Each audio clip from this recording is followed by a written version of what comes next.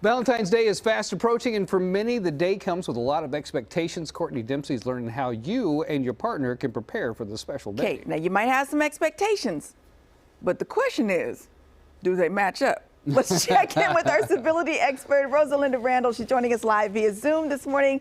First of all, good morning to you. Good morning. So good to see you. Okay, so let's talk about this because Valentine's Day, can be fun, and especially if you've got a partner that you've been in a romantic relationship for a long time. But it can be fun if it's a new relationship. You just need to know when to hold them and when to fold them.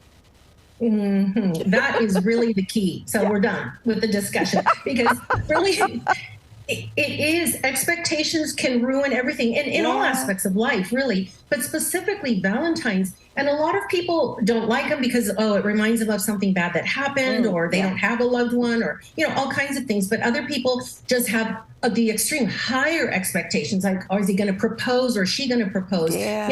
Or are you planning a big to-do getaway weekend? And when it doesn't happen, there are, especially when it's a newer relationship, and if you haven't shared your budgetary situation with each other, which you probably shouldn't at the time, or somebody has the impression that you're a big spender, or you're really cheap, having that discussion is really key. And what if they do not feel as deeply about you that you feel about them?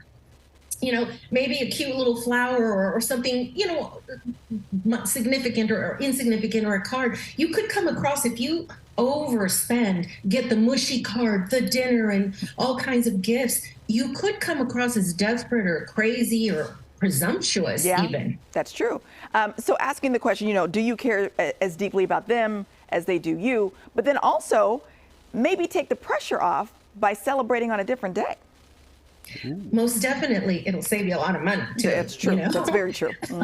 And the rush and the prefix meals, and they're rushing you out because they need the next group or couple to come in. That is true. So starting, and if it's not okay with that person that you're dating, they're upset that you didn't plan it for that day. Run. It reveals something about them. That's true. That is true.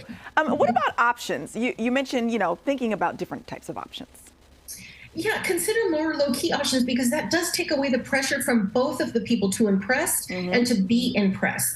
It takes away some of the expectations, the responsibility of a person to provide you, whoever that you is, with a wonderful experience. And you can get to know each other in a more casual atmosphere. Decide like a hike or a picnic, a food truck experience, something a little bit different and unique, because a casual atmosphere allows you to be yourself a little bit more, especially when it's a new relationship. That's important. I like that food truck experience idea. That's cute.